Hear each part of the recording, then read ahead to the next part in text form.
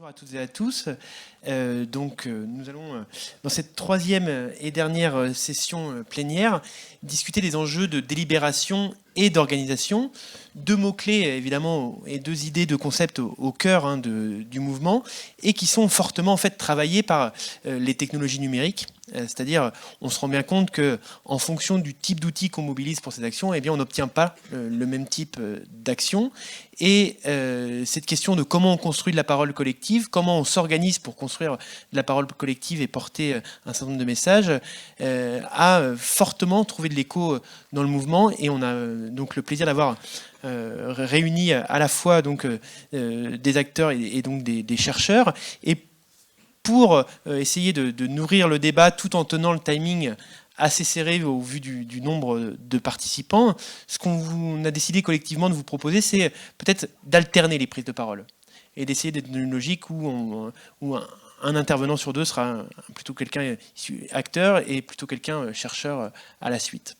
Donc, la consigne à mes camarades sera donc de tenir un timing assez serré, aux alentours de 5 minutes chacun, pour qu'on puisse essayer de garder un minimum de temps de discussion avec la salle. Donc, Louis, sans plus tarder, je te laisse la parole sur ces enjeux, donc justement, de comment en fait les choix d'outils, comment la question de l'équipement numérique travaille la question de la construction de l'intelligence collective et de l'organisation. Merci, bonjour. Alors, je m'appelle Louis, je travaille pour la société Carte au débat, qui est une plateforme de participation citoyenne qui a été créée à partir de travaux du CNRS. Et on a réalisé, dans le cadre du Grand Débat National, une mission pour le Conseil de développement durable de la métropole du Grand Nancy. Alors, en termes d'organisation, il y avait d'abord l'idée de s'appuyer sur les liens existants. Donc les réseaux de tous les membres du Conseil de développement, notamment pour définir ce qu'on a appelé les modalités du débat. Il fallait une intention quand même au départ.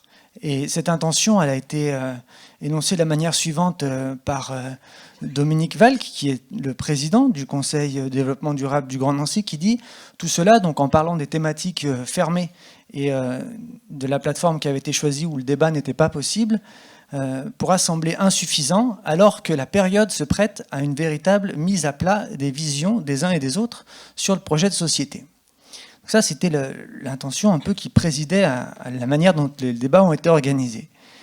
Et alors, on a commencé par définir les modalités avec les acteurs du territoire, notamment des groupes de gilets jaunes locaux, de manière à ce qu'ils puissent rejoindre les débats qui étaient dans des MJC de manière officielle.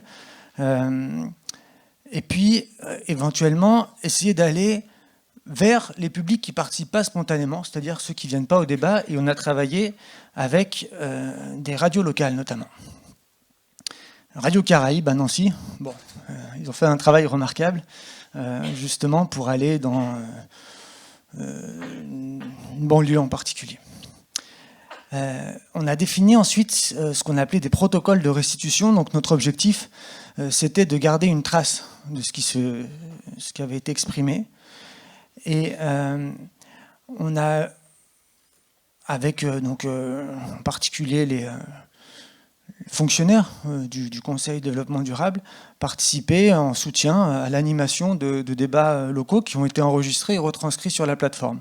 Le principe de la plateforme, c'est toujours s'appuyer sur des rencontres présentielles pour ensuite les prolonger en ligne, avec une idée de continuité et de ne pas avoir une coquille vide quand on lance des débats. Et le travail qui a été fait par la suite, c'était ce qu'on a appelé une analyse critique, en particulier avec Hervé Marchal, qui est un sociologue à l'Université de Bourgogne, et Elodie Mielzrek, qui est sémiologue, et bien sûr les membres du Conseil de développement. Et donc il y a une hypothèse qui a été formulée pour analyser et interpréter les données, et puis ensuite une bibliothèque de TAC pour qualifier l'ensemble des contributions, ce qui nous a permis de produire une synthèse. Et cette synthèse, elle a été présentée à l'ensemble des participants, et elle a fait notamment deux étapes, on va dire, intermédiaires. C'est ce qu'on a appelé la manufacture des solutions, où donc avant le rapport du 15 mars qu'il fallait envoyer, on s'est réunis pour présenter un peu la synthèse de tout ce qui avait été dit, et puis sortir des propositions qui ont pu être passées au vote majoritaire sur la plateforme. Je dois essayer de faire une conclusion. Les propositions qui ont été présentées, c'était à l'échelle long, moyen et court terme, et en identifiant... donc il y a eu beaucoup de propositions à l'échelle internationale, nationale, locale, mais bon, comme il s'agissait d'une démarche territorialisée, c'était un des objectifs de pouvoir s'appuyer sur des données qui correspondent à un territoire et qui puissent être interprétées par les experts du territoire. Hein, ce n'est pas du tout les mêmes configurations suivant les divers lieux où on se trouve, et en particulier dans l'Est. Donc c'était ça la démarche qu'on a essayé de mettre en place. Merci Louis. Donc on voit bien toute l'importance d'avoir mis en place une procédure à la fois très organisée pour construire la discussion collective et en même temps extrêmement ancrée dans les territoires. Michael, on va te passer la parole pour Culture RIC. 5 minutes, c'est court. Mais l'idée, c'est évidemment, comme on en a déjà dit à plusieurs reprises ce matin, de pouvoir ensuite approfondir en atelier. Bonjour tout le monde.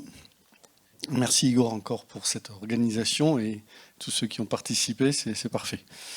Alors, Culture RIC en 5 minutes. Wow. Alors d'abord, faire du lien avec ce qui s'est dit ce matin en première session et deuxième session.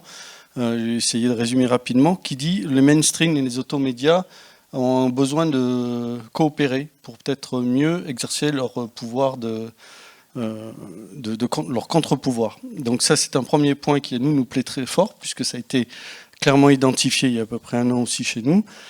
Créer un média qui soit capable, puisque nous on parle du RIC, un média qui soit capable d'informer autour du RIC et de façon plurielle, et Dieu sait s'il y a des infos autour du RIC. Ensuite, la deuxième session parlait d'un problème de représentants entre ceux en ligne, ceux dans les ronds-points, et le lien à créer entre ces personnes-là pour faciliter les échanges. C'est exactement une des actions clés que l'on a aussi identifiées. Alors, sur les constats, quelques chiffres vite faits. On a constaté dans le groupe que le mouvement a une volonté manifeste de s'organiser horizontalement et de façon transparente. Ce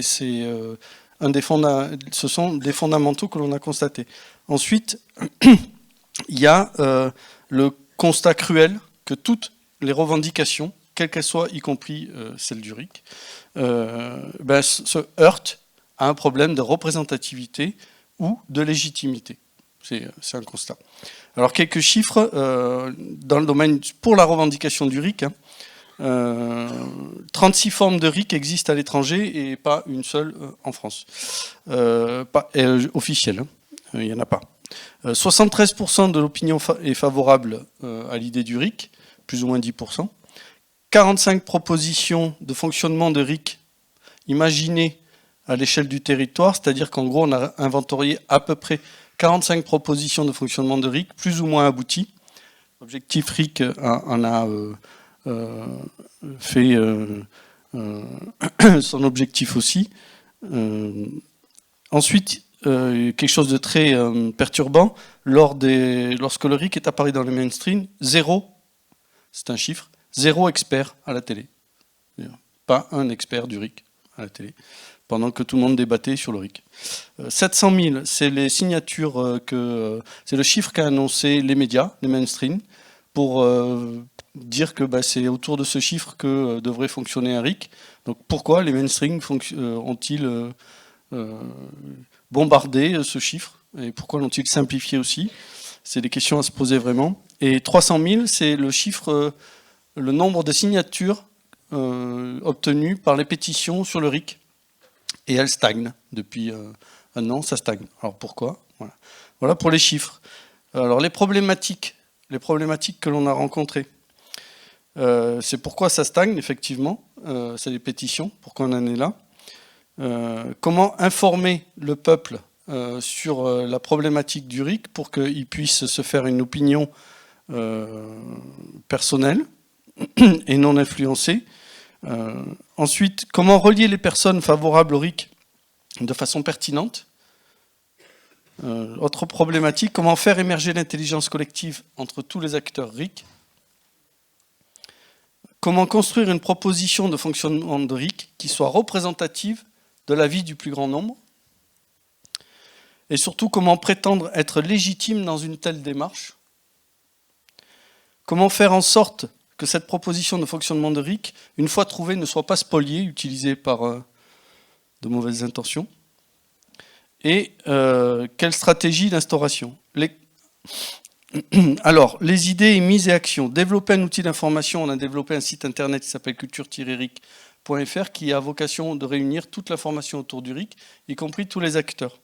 Donc, c'est créer un média RIC. Ça correspond aussi à la thématique de la première session.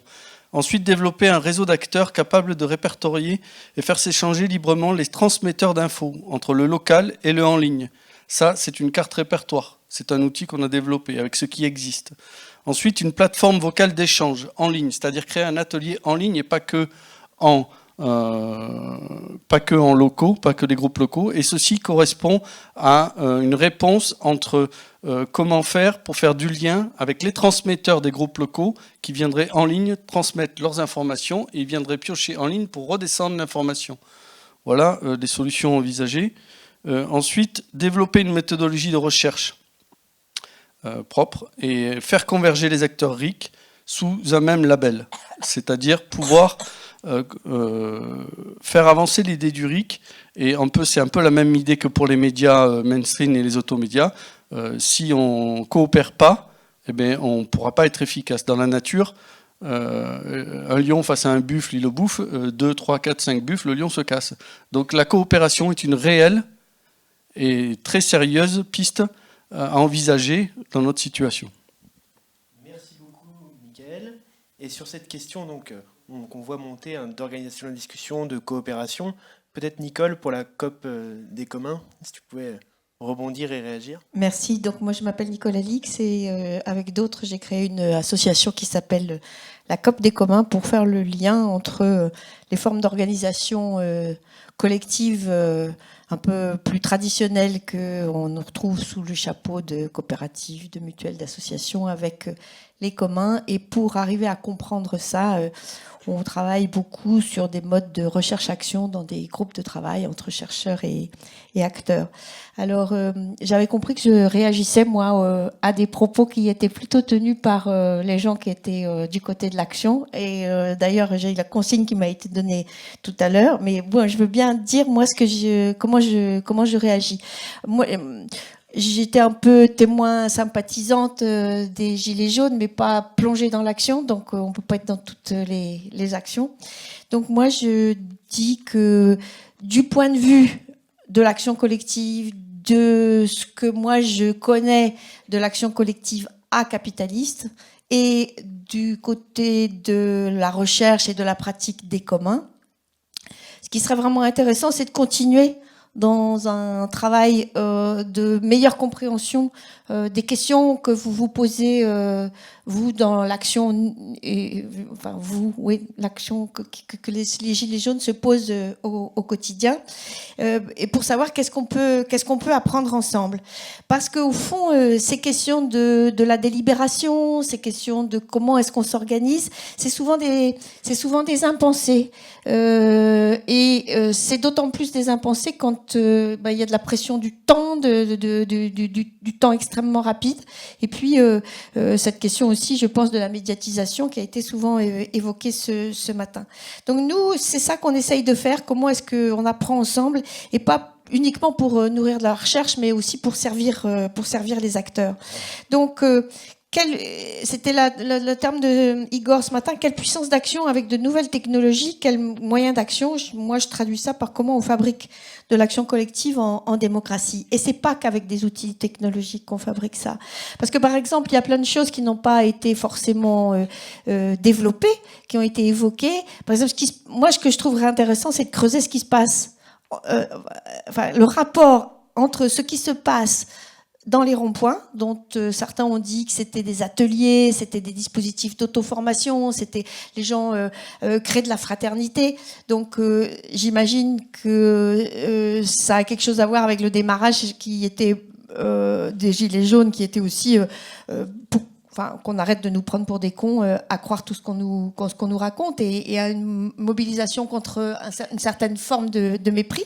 Donc comment est-ce qu'on a des dispositifs dans le temps on disait éducation populaire qui se développent dans ces ronds-points, et comment c'est lié avec tout ce qui a été évoqué de pression sur comment challenger les médias, etc. Bon, donc il faut aller vite.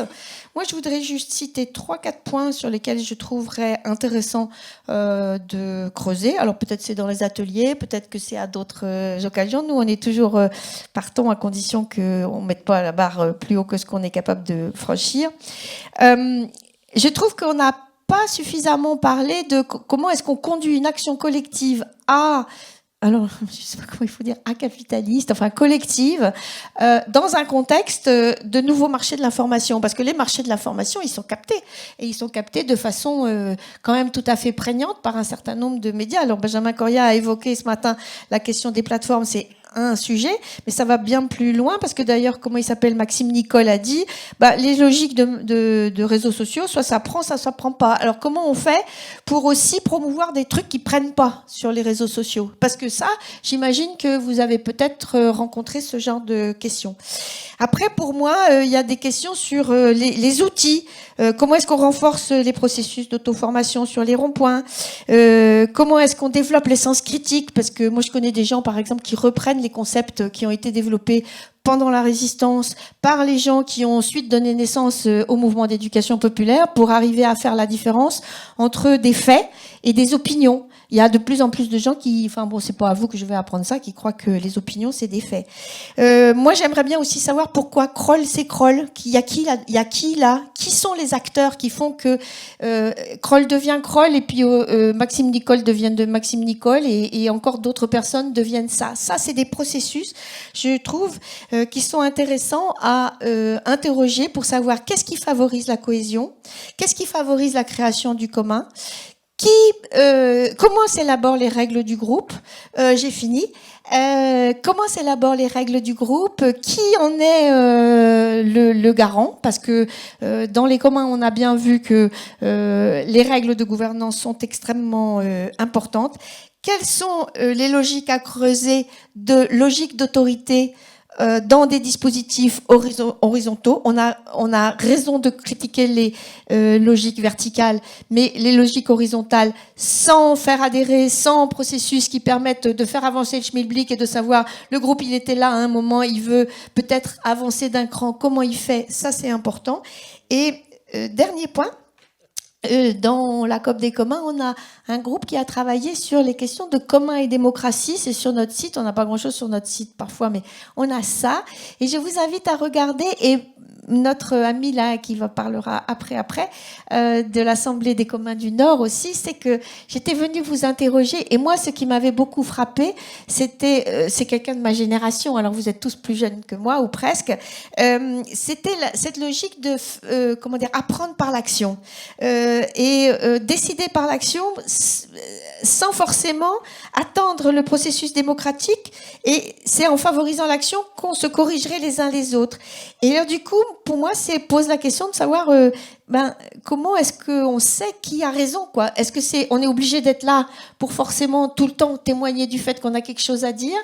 Comment est-ce que ça fait dans les ronds-points et dans les actions des Gilets jaunes par rapport à ceux qui ne sont pas dedans? Voilà. Et puis j'ai toute une autre série de questions, mais je les garde. Merci Nicole pour toutes ces questions qui ouvrent quand même un horizon. Qui ouvre en tout cas un horizon d'enquête et un horizon réflexif très intéressant. Et j'espère que Pierre-Yves, ça donnera l'occasion de rebondir, peut-être aussi au vol, et d'attraper un ou deux éléments. Je vais même essayer d'en attraper plus que ça en 5 minutes. Moi, je voudrais repartir de 2 phrases fortes. Il y en avait beaucoup ce matin, mais 2 phrases de Fawzi. Ce matin, qui disait « Ce qu'on veut, c'est reprendre le contrôle et la parole est libre ». Et pour ça, je vais préciser d'où je parle. Donc moi, je m'appelle Pierre-Yves Gosset, je suis directeur d'une association qui s'appelle Framasoft. Alors ça sonne comme Microsoft, mais on est une association d'éducation populaire aux enjeux du numérique. Et tous les mots sont importants. Donc association parce qu'on pense, et on est aussi militant associatif, on pense que l'association fait encore partie des lois qui sont entre correctes et merveilleuses dans le monde, enfin dans les lois françaises aujourd'hui, et qu'il faut défendre la loi de 1901. Éducation populaire, je reviens pas dessus, Nicole en a parlé, c'est surtout la question du faire plutôt que de parler. Enfin, il faut évidemment parler, il faut réfléchir, mais il faut aussi faire. Donc on fait des choses. Et enjeu du numérique, là normalement je prends 3 heures, donc je vais le faire en 2 minutes. Qui s'est connecté au Wi-Fi dans la salle? Levez la main s'il vous plaît. Donc on va dire en gros plus de la moitié, 60%, 70%, vous avez utilisé probablement les logins, les mots de passe, etc. sans vous poser nécessairement la question de qui pouvait vous écouter derrière. Et du coup, ça me pose quand même 2 questions. La première question, c'est celle de la surveillance. Les Gilets jaunes sont un mouvement qui est réprimé. Et donc notamment par la police, mais plus largement par d'autres moyens. Et donc le fait de ne plus trop avoir de savoir de ce qu'est Internet et de comment vous utilisez Internet pose un vrai problème. Parce que Bernard Stiegler, s'il avait été là, aurait parlé de prolétarisation, c'est-à-dire qu'on vous a enlevé le savoir de savoir comment fonctionnait Internet. Et donc nous, on a dans nos objectifs beaucoup moins, enfin dit comme ça paraît hyper ambitieux, mais dans nos objectifs, on espère pouvoir redonner du savoir et du pouvoir aux gens en leur réexpliquant comment fonctionne Internet. La deuxième problématique que je vois derrière, c'est que ce matin, on a évidemment beaucoup parlé de Facebook et d'autres outils.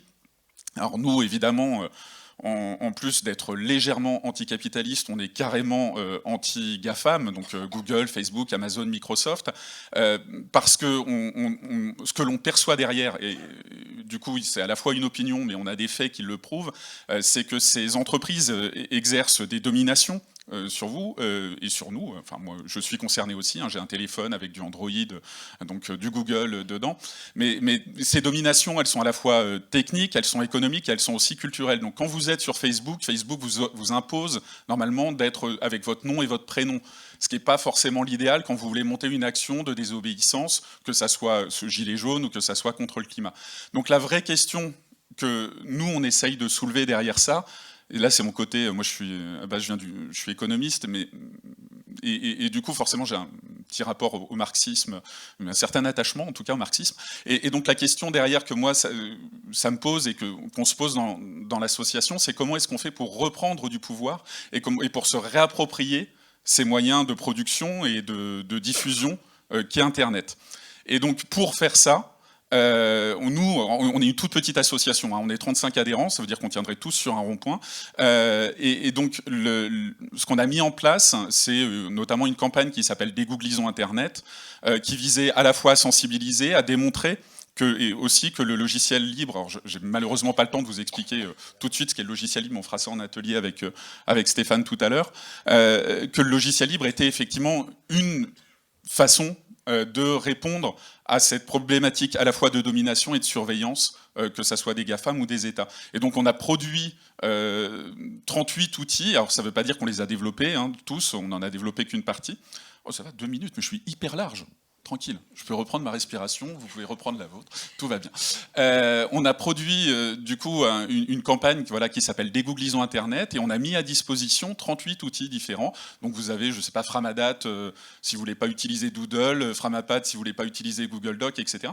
Tout ça est maintenu par une association dans laquelle, j'allais dire, vous pouvez avoir confiance parce que vous pouvez nous rencontrer. Alors, je ne sais pas si beaucoup d'entre vous ont rencontré Monsieur Facebook ou Monsieur Google, mais au moins, vous pouvez rencontrer Monsieur ou Madame Framasoft, c'est possible.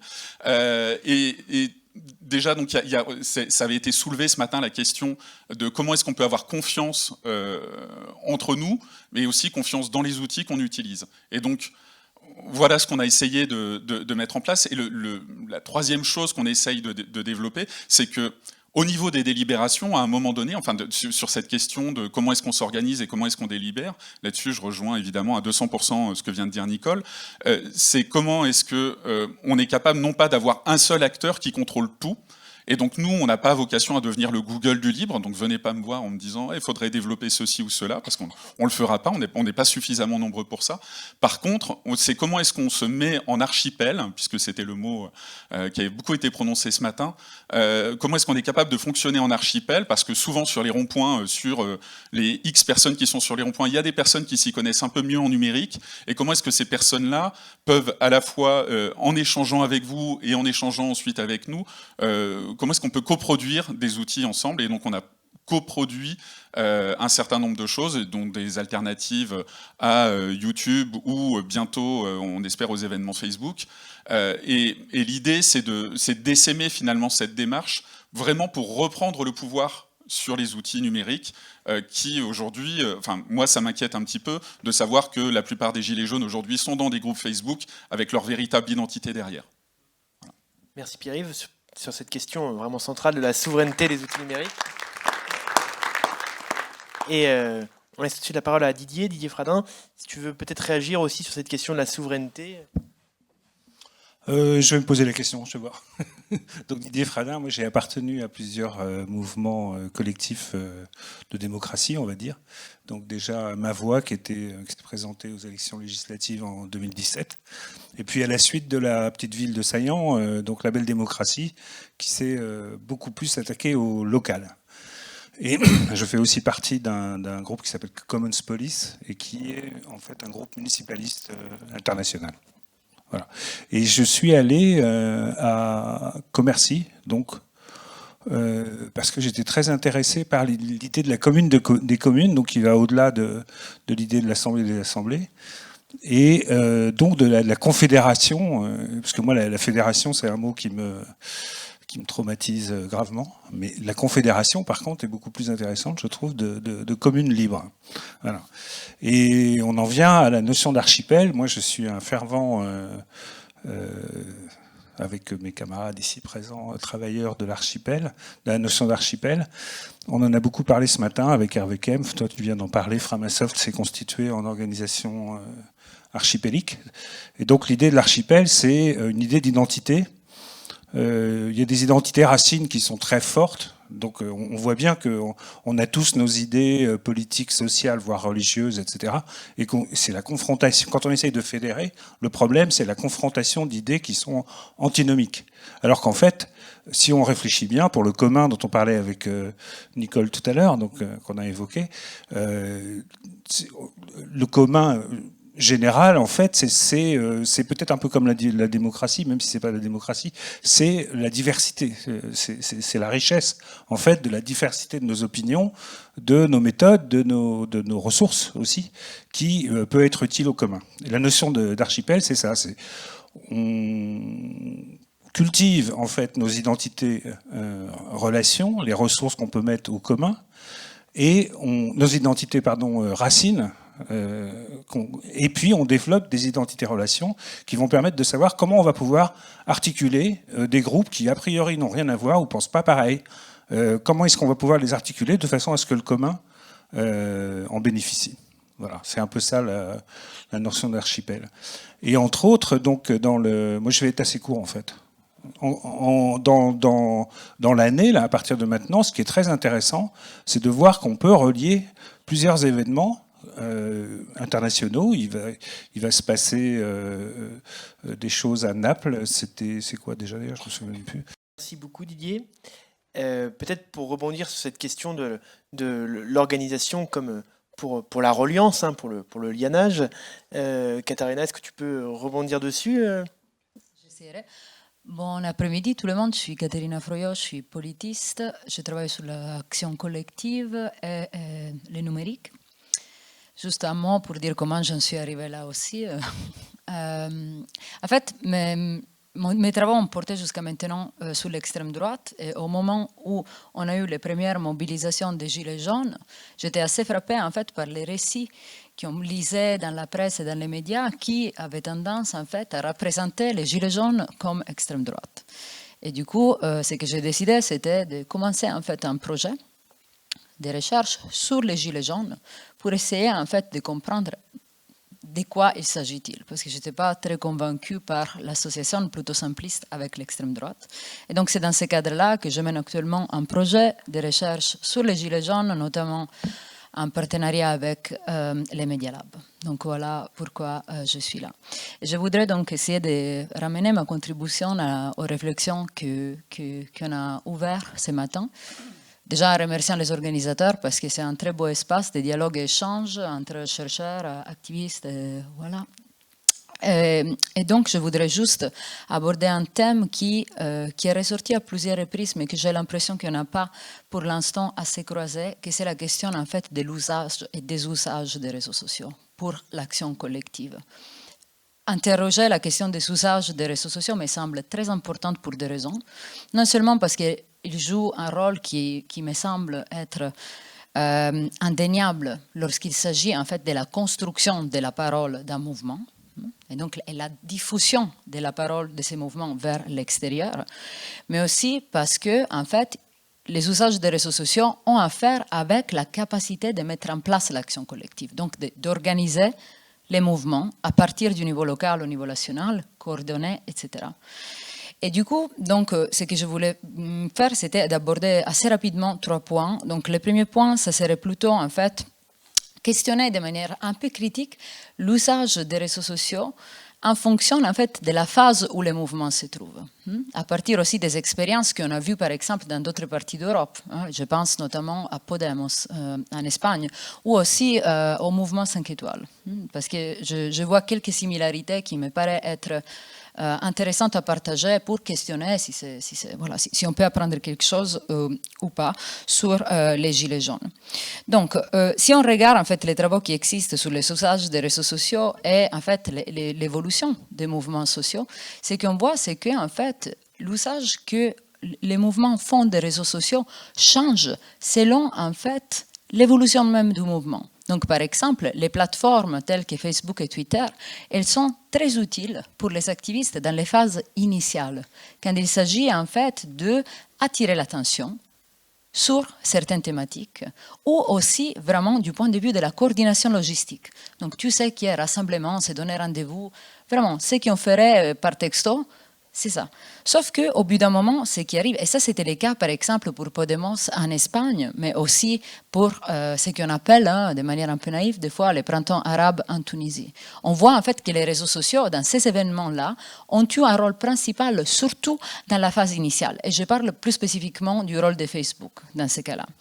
Sauf qu'après, pour tenir, il faut en fait que les mouvements réfléchissent de manière très critique à trouver des alternatives à ces plateformes-là. Parce qu'en fait, il faut être capable peut-être de diversifier aussi les publics auxquels on s'adresse. Est-ce qu'on s'adresse à des militants? Est-ce qu'on s'adresse à qui regarde les mouvements à l'extérieur?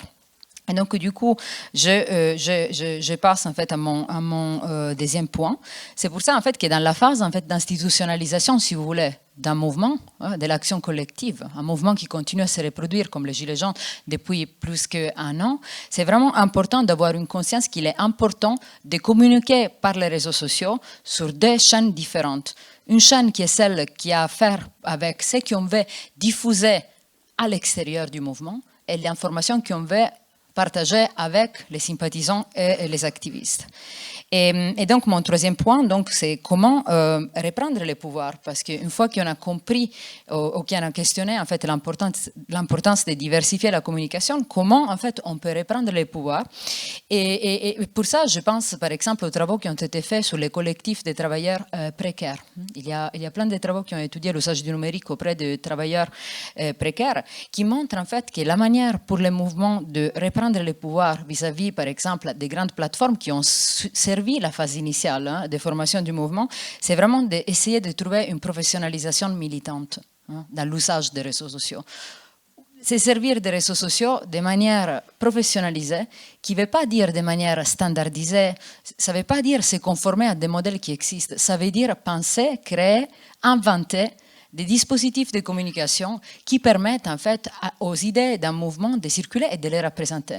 Et sur ça, je voulais juste faire un petit clin d'œil à la question des logiciels ouverts, parce que je pense que c'est vraiment par là que les mouvements aujourd'hui devraient se questionner, parce qu'on est loin de la phase de départ. C'est un mouvement qui existe et qui est en place, qui a besoin de renouveler ses formes d'action et d'expression, notamment vers les publics externes, en fait. Voilà. Merci beaucoup, Katharina, pour cette entrée finalement très temporelle avec ces différentes phases qui donnent des clés de lecture très utiles. Et peut-être, Hakim, toi, est-ce que ça te parle justement cette logique de d'abord on saisit ce qui est présent, ensuite on réfléchit à des alternatives avant d'ouvrir un horizon vers peut-être des usages un petit peu plus experts et professionnalisés de ces alternatives. Alors oui, bonjour tout le monde. Tout à fait, moi je suis d'accord avec ce que tu viens de dire. Juste pour préciser qui je suis, donc moi je suis cofondateur d'Objectif RIC, qui a vocation donc à écrire un texte de loi de manière à ce qu'après on passe dans une phase où on poussera ce texte de loi auprès de nos institutions. Donc il faut d'abord tomber d'accord sur ce que l'on veut comme RIC avant de vouloir absolument avoir un RIC. Parce que si on ne sait pas ce qu'on veut, on va nous donner un RIC, mais qui n'aura absolument pas du tout ni l'efficacité d'un vrai RIC, ni même la couleur d'un vrai RIC. C'est ce qui se passe dans la majorité des pays où le RIC est en place. À chaque fois qu'ils l'ont obtenu, ou alors à chaque fois qu'on leur a donné, eh bien, ils n'ont jamais fait usage du RIC. C'est pour ça que sur les 36, 38 pays qui ont le RIC, réellement, une quinzaine en ont fait un usage, et réellement, 3, 4 font réellement un véritable usage du RIC. Donc voilà pourquoi on a créé Objectif RIC. Moi, ma profession, je suis conférencier, expert en cybersécurité, et c'est pour ça que ça m'intéresse le libre, et puis ce que tu viens de dire, Ekaterina. Pour moi, je pense qu'aujourd'hui, le système tel que nous le vivons est à bout de souffle, mais c'est pas d'aujourd'hui. Je veux dire, on s'est déjà croisé avec Clément, j'ai déjà pratiqué ici cette salle de convention il y a 10 ans, et on avait fait le même constat. Les dénis de démocratie, la défiance de la population vis-à-vis de nos institutions, vis-à-vis de notre classe politique. Ok, tout ça, on est tous d'accord, et on se revoit dans 40 ans et on fait exactement le même constat. Le problème, c'est maintenant, qu'est-ce qu'on fait ? Donc, ce qui est intéressant avec les Gilets jaunes, c'est qu'ils sont passés à l'acte. Donc, ils ont arrêté de théoriser, ils ont arrêté de blablater.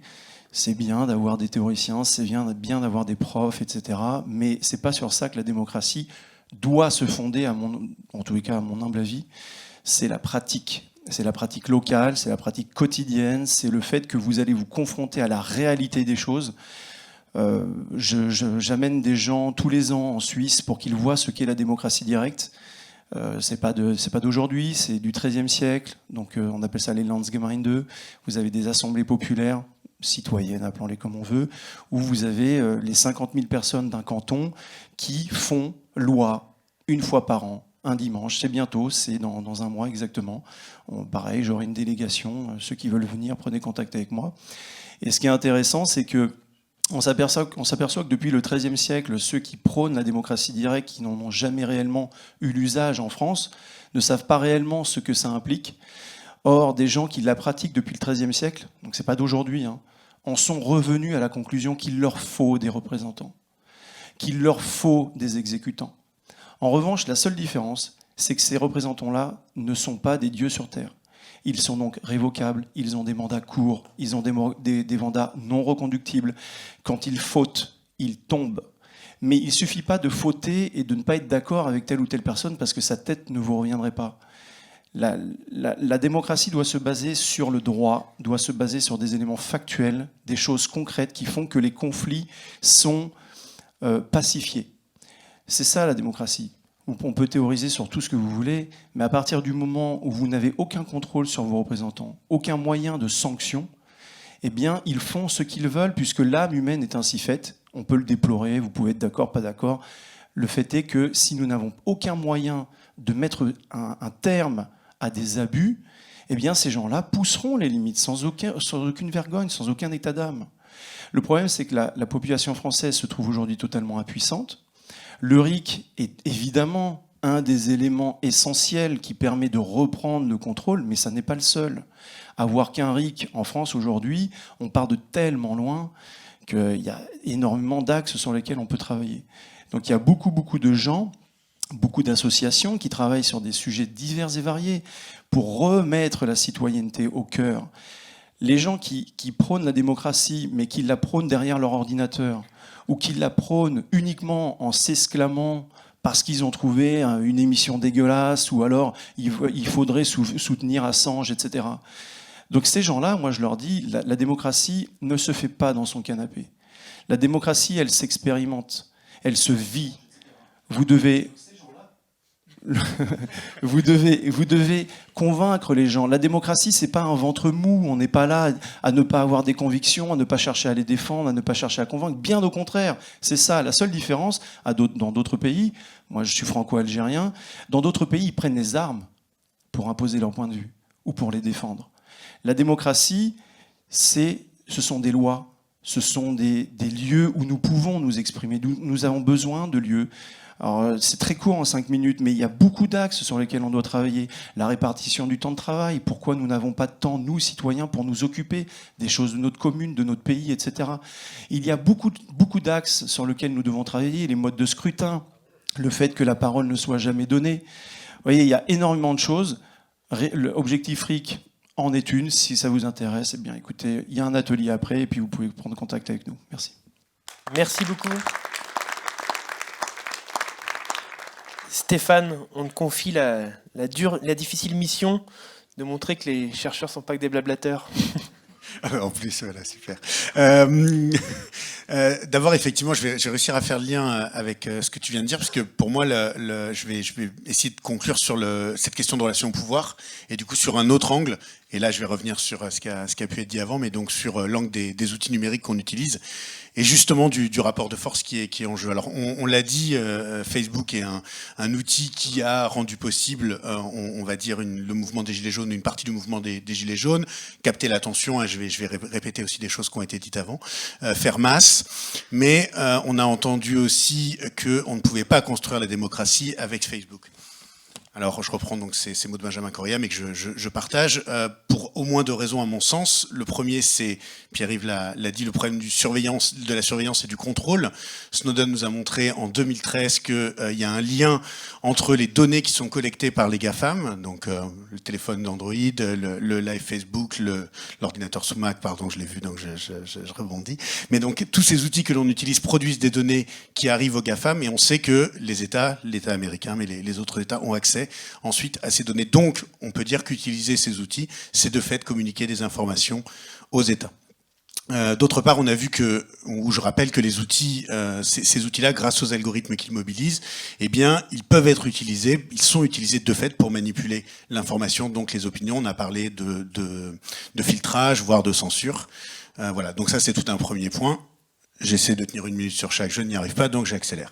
Le deuxième point, c'est le point du capitalisme et du capitalisme de surveillance. Pareil, on en a parlé, mais le modèle économique des GAFAM est construit sur la collecte de ces données. Je considère, ou on peut considérer, je pense qu'on a un certain nombre à considérer que c'est un modèle inégalitaire, antidémocratique, donc qui est en quelque sorte l'inverse de ce qui est, je pense, enfin, en tout cas ce qui est combattu, pardon, par le mouvement dont on parle aujourd'hui. On a parlé des riches détenteurs des médias français, on pourrait parler des riches détenteurs de ces entreprises du numérique que l'on utilise donc, et qui aujourd'hui décident de la façon dont nos sociétés doivent fonctionner. Du coup, ça renvoie également à ce qui vient d'être dit, mais c'est leur représentation du monde qui est prolongée à travers ces outils. Donc du coup, je pense que la critique que l'on a fait aux médias traditionnels, on devrait également la faire à ces outils traditionnels si on les appelle comme ça. On aurait pu parler également, non mais du coup je le fais pas parce que si je fais ça, j'en parle. Juste dire peut-être donc, avant de passer on va dire à la deuxième phase de ce que je voulais dire, que on a dit à un moment, on n'a pas le choix, on a le choix, c'était pas ultra clair. Bon, c'est pas ultra clair. Mais en tout cas, ce qui est sûr, c'est que leur puissance aujourd'hui, elle est directement liée à l'usage que l'on fait de ces outils. Ça c'est une certitude. Si on arrêtait de les utiliser, si on arrêtait de consommer la publicité, de fournir des données, eh bien, de fait, la puissance disparaîtrait ou s'amenuiserait. Donc, du coup, on n'est pas, au moins en théorie, totalement impuissant. Et donc, on a peut-être un peu le choix, ou beaucoup le choix. Pour finir donc sur la deuxième partie, on a parlé d'archipélisation, ça se matérialise aujourd'hui concrètement dans les outils numériques qui sont promus notamment par Framasoft et par d'autres acteurs, que l'on peut, je vais essayer d'expliquer en vraiment 2 mots, donc le principe de décentralisation et de fédération. Décentralisation, ça veut dire que lorsqu'aujourd'hui vous utilisez, on met en place un live Facebook, ou lorsqu'on utilise Google Maps par exemple, eh bien l'ensemble des données convergent vers un seul acteur, qui en plus les agrège avec des tas d'autres. Donc on a un centre névralgique, et ce centre névralgique, il décide de ce qui fait des données, et il décide des usages que l'on a. Donc il peut unilatéralement décider de couper un live ou de enlever un accès. L'ensemble du pouvoir est totalement centralisé, et là on n'est même pas dans un pouvoir sur lequel on aurait même hypothétiquement un contrôle démocratique. Et donc l'alternative dont on espère parler dont on va parler plutôt dans le cas des ateliers, eh bien c'est de passer sur des médias sociaux notamment décentralisés. Donc décentralisé, ça veut dire qu'il n'y a pas un acteur qui en possède, mais qu'il y a plein d'acteurs qui peuvent en posséder chacun une copie chez Framasoft, mais une copie chez telle ou telle association, on en a cité plein aujourd'hui. Et chacune de ces copies, eh bien, en quelque sorte, peut fonctionner avec ses propres lois de façon autonome, c'est-à-dire décider eh bien, qui a le droit de parler, qui n'a pas le droit de parler, voire même prendre des décisions arbitraires. Mais puisqu'on a une pluralité de copies, eh bien, si à un moment il y en a une qui ne va plus, on peut aller ailleurs. On peut faire jouer des rapports de force également un peu plus équilibrés que les gilets jaunes contre Facebook, par exemple, si ça doit se passer à un moment sur le fait que des choses soient fermées. Alors, il me reste 6 secondes sur mon truc, mais je vais attendre que Clément me fasse un signe. Tu m'as pas fait signe des 2 minutes? Non, je rigole, Clément, c'était une blague. Donc juste voilà, on en reparlera dans l'atelier, pardon. Je savais que je t'aurais. On en reparlera dans l'atelier, mais concrètement, juste le dernier message que je voulais passer, c'est que évidemment, il est difficile de sortir demain de Facebook, de laisser son téléphone fermé, etc., etc. En revanche, il y a un certain nombre de choses que l'on peut commencer à faire, que je vous invite à commencer à faire, qu'on s'invite à commencer à faire. Diversifier la communication. Si vous communiquez sur Facebook, vous pouvez aussi communiquer sur d'autres médias sociaux décentralisés. Je ne les ai pas cités, mais par exemple Mastodon, Diaspora, on parlera peut-être de Mobilizone, Peertube pour les vidéos, etc., etc. Ça permettrait de préparer une transition en douceur au moment où on voudra, où on pourra changer, où on sera prêt. Et puis éventuellement également, je le place de façon un peu plus agressive, mais à réagir en cas de censure. C'est-à-dire si à un moment il y a des blocages qui interviennent plus forts que ceux qui ont arrivé, eh bien on aura déjà une alternative familière. Merci. Merci beaucoup Stéphane. Et peut-être David sur cette question de la matérialité des alternatives et sur l'importance justement donc de porter des alternatives et de donner une dimension symbolique un peu au choix technique qu'on fait. Déjà, bonjour à tous. Donc, je me présente rapidement. Je m'appelle David Prost et je suis un des cofondateurs du Vrai Débat. Donc, 5 minutes pour vous parler de 7 mois de travail acharné. Ça va être compliqué. Je vais essayer de vous faire un résumé très très rapide. Donc, l'idée de départ était on avait organisé une convention sur le RIC. Sur le Vaucluse, de là où on est. Et on a découvert, grâce à cette convention, qu'il existait des outils autres que le RIC, avec les Civitech notamment, et que l'île de la Réunion avait mis en place justement une plateforme de participation. Donc on a pris contact avec la société qui avait fourni ça à l'île de la Réunion, qui s'appelle Cap Collectif, et donc on a créé une plateforme en PACA. Quand on a lancé la plateforme sur le PACA, on s'est vite pris qu'il y avait d'autres plateformes qui existaient sur la France, donc dans chaque région, et on s'est rapproché de ces personnes-là pour commencer à envisager une plateforme nationale où on n'avait pas encore véritablement le nom, mais on était déjà en train de travailler quand on a appris que le gouvernement lançait le grand débat. Et ce qui était marrant encore plus de ça, c'est qu'il le lançait sur la même plateforme que nous. Donc on a décidé de se lancer nous aussi là-dessus, donc en appelant notre plateforme Le Vrai Débat. Et ce qui a été intéressant, c'est que je ne sais pas si tout le monde se souvient à l'époque, Chantal Joanneau était en charge de la mise en place de l'organisation du grand débat avec le processus donc de la CNDP, et le gouvernement a décidé en fait de changer les règles, de fermer le débat, de le clôturer sous une forme de questionnaire, de QCM. Et donc, toujours pareil, on a trouvé que l'idée était hyper intéressante. Donc nous, on a récupéré donc ce fameux plan qu'avait préconisé la CNDP avec une ouverture totale de discussion sur la plateforme où on a mis en place en fait 9 thèmes, 8 thèmes qui regroupaient à peu près les 17 ministères présents, plus un thème libre d'expression un peu générale. Et voilà. Et donc c'est comme ça qu'on a lancé donc le vrai débat. Donc on a fait seulement 33 jours de consultation. Pour essayer de vous donner un petit peu des chiffres, on a fini donc avec 45 000 participants, 119 000 propositions approximativement, pour environ presque 1 million de votes, grosso modo. Hein, non, 25 000 propositions, mais 119 000 arguments. En tout, puisqu'en fait sur la plateforme, la différence qu'on pouvait générer par rapport au grand débat, c'est qu'en fait chaque personne était libre de pouvoir positionner une proposition, mais surtout les autres pouvaient voter, que ce soit pour, contre ou être mitigés. Mais en plus de pouvoir donner leur point de vue, ils avaient la possibilité aussi d'argumenter les informations. C'est vraiment tout ce qui fait la différence par rapport au grand débat national, c'est-à-dire que là, il y avait une réelle expression, une vraie possibilité de pouvoir s'exprimer et donner son avis sur plusieurs sujets, sur des sujets totalement divers et variés. Et après, notre idée, une fois qu'on avait généré ça, c'était d'avoir quelque chose de transparent et c'était aussi la possibilité d'avoir une synthèse. On ne voulait pas faire la synthèse, nous, puisqu'on ne voulait pas qu'on soit attaqué de choisir des priorités. Donc on a décidé de prendre compte... 2 minutes j'essaie de faire vite, je suis vraiment désolé. Donc on a décidé de confier ça donc, à 3 labos. Donc on a le RAS de Toulouse, Triangle de Lyon, et on avait le CNRS de Paris. Donc ces 3 labos ont travaillé sur les données du vrai débat en totalement... une méthodologie différente, hein, si on peut le dire. Il vous expliquera peut-être un peu mieux que moi après sur comment ça s'est construit, pour nous permettre après une restitution des données qu'on a rendues totalement libres. Donc tout est accessible depuis la plateforme du vrai débat, parce que l'objectif du vrai débat à la fin a toujours été de rendre ces données publiques et que n'importe qui a envie de s'en servir, de les utiliser, de les faire remonter là où il avait envie de les faire remonter, puisse le faire, et gratuitement. Et la suite à aujourd'hui, où est-ce qu'on en est? Un manifeste a été écrit justement où ça reprend à peu près un peu l'histoire du vrai débat, mais surtout les synthèses et les propositions, parce que l'objectif à aujourd'hui maintenant, c'est de pouvoir faire remonter ces propositions là où ça doit aller, parce que nous, ce qu'on pense, ou ce que je pense moi en tout cas, c'est qu'à aujourd'hui, ce sont des propositions qui ont un véritable consensus entre guillemets dessus, puisqu'il y a des gens qui ont voté dessus. Donc on a une forme de légitimité, et c'est le plus grand sondage qui ait jamais existé, en tout cas un sondage politique, à une ampleur de à peu près 45 000 personnes. Voilà, merci beaucoup. Merci beaucoup.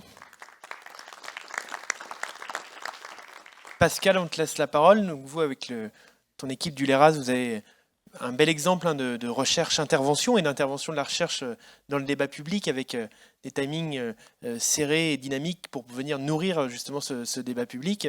Peut-être tu peux nous parler donc de l'analyse que vous avez menée ?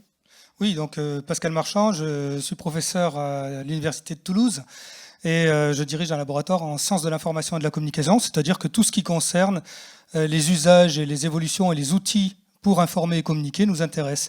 Et Nikos Myanaeos en a parlé ce matin, c'est un petit peu par ce biais-là qu'on est arrivé à s'intéresser à la question des gilets jaunes, c'est-à-dire qu'un certain nombre de personnes de notre laboratoire se sont rendues compte qu'il se passait quelque chose de particulier sur les réseaux sociaux numériques et ont commencé une veille systématique de ce qui se passait sur Facebook, Twitter et aussi par comparaison avec les médias.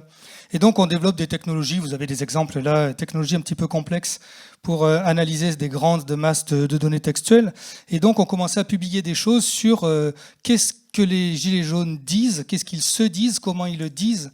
Et on le comparait à la presse. Et là, les gens nous disaient, mais c'est qui les gilets jaunes? Ils sont qui? Et nous, on disait, c'est pas ça qui nous intéresse. Nous, ce qui nous intéresse, c'est d'étudier qu'est-ce qu'ils disent et comment ils le disent. Ah oui, mais ça, c'est pas intéressant. Ce qui est intéressant, c'est savoir qui ils sont. Donc, il y avait une incompréhension dans ce qu'on pouvait prévoir. Alors ça, c'était soit les médias, soit les politiques, soit certains de nos collègues. Hein. J'avais des collègues qui me disaient, mais c'est très intéressant tes résultats, mais ça sert à quoi? Alors on leur disait, tu sais, par exemple, quand on oppose la fin du mois et la fin du monde, c'est une super formule, j'aurais adoré la trouver moi-même, sauf qu'on la trouve pas du tout, elle est fausse. On ne la trouve pas dans les réseaux sociaux, on ne la trouve pas dans les échanges entre gilets jaunes. Et donc on construit quelque chose un petit peu là-dessus. Et là-dessus arrive donc le grand débat national, tu l'as rappelé, avec le rôle de la Commission nationale du débat public, le scandale Chantal Joanneau. Nous, on avait écrit à la Commission nationale du débat public en disant oh, il est très peu probable quand même qu'un gouvernement fasse 2 fois la même erreur. On avait analysé le grand débat sur l'identité nationale. Et donc qui relance une vaste consultation sans avoir pensé en amont les outils qu'ils allaient utiliser pour l'exploiter.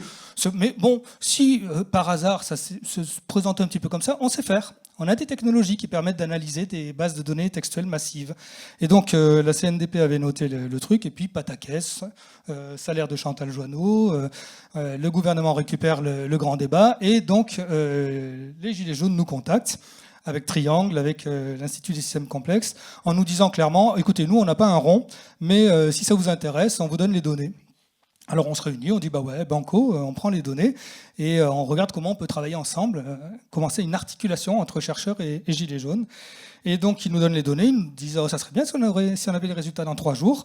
Donc effectivement, de ce côté ça a été un petit peu dense, mais on a commencé à élaborer un petit peu des résultats sous forme de cartographie. À gauche c'est le vrai débat, donc ça c'est officiel. À droite c'est le grand débat, c'est pas officiel. Alors c'est pas officiel pourquoi ? Parce que ça fait 1 an que l'Agence nationale de la recherche réfléchit à la façon de faire un appel d'offres. Il y a 1 an, on est venu à Paris pour dire qu'est-ce qu'on pourrait faire.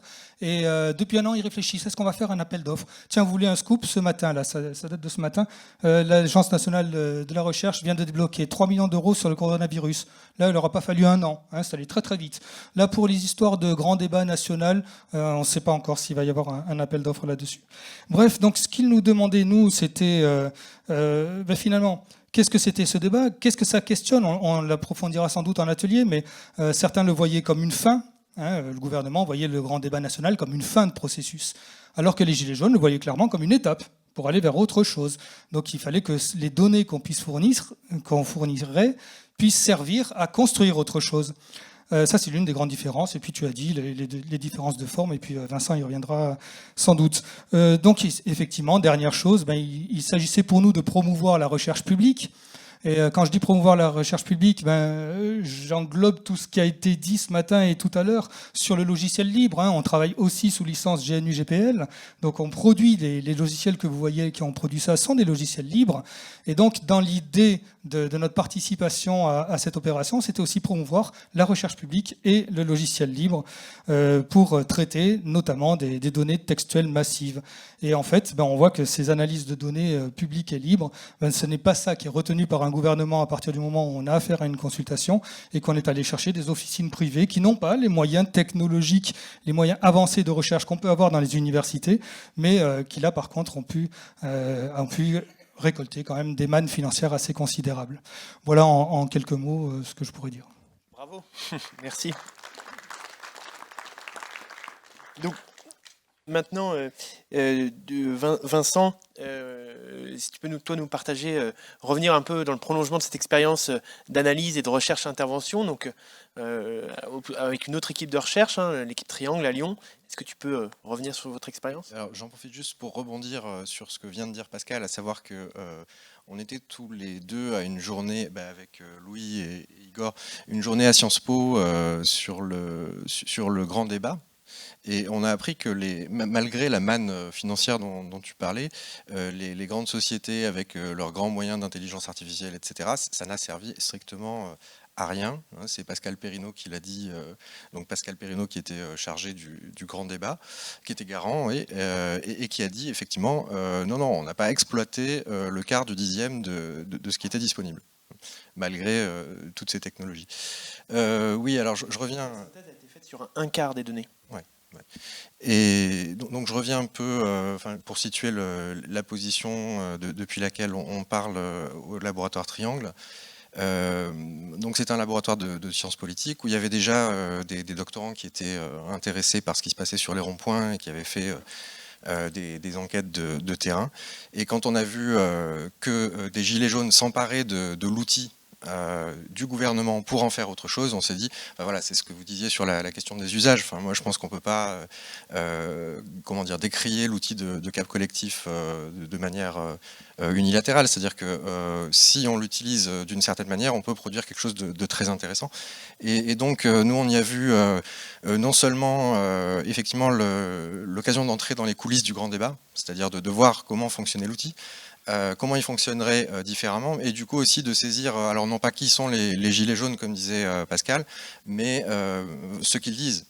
Et donc on s'est concentré sur un autre point de la synthèse, c'est-à-dire essayer de dégager non pas un aperçu cartographique général des thématiques, mais essayer de construire un socle consensuel de propositions. Et donc on a pris en compte, je crois que vous n'avez pas trop fait ce genre d'approche, c'est-à-dire d'essayer de hiérarchiser les propositions, puisque comme disait David, il y avait 25 000 propositions qui ont été postées, 45 000 inscrits à peu près, 93 000 arguments, 1 million de votes répartis sur les propositions et les arguments. Enfin bon, c'était assez difficile de savoir s'il y avait une cohérence ou pas. Et de savoir ce que voulaient les gens qui avaient posté des propositions, sachant qu'il y avait énormément de doublons. Alors ça, c'est quelque chose qu'on abordera aussi dans l'atelier, enfin ce que vous appelez des doublons en tout cas, parce qu'on pourrait raffiner, hein. C'est-à-dire qu'il y a 3 propositions qui se ressemblent beaucoup, qui s'appellent RIC en toute matière, hein, par exemple, mais si on regarde de près, c'est pas exactement la même chose. Cela dit, on peut quand même dégager des convergences, hein.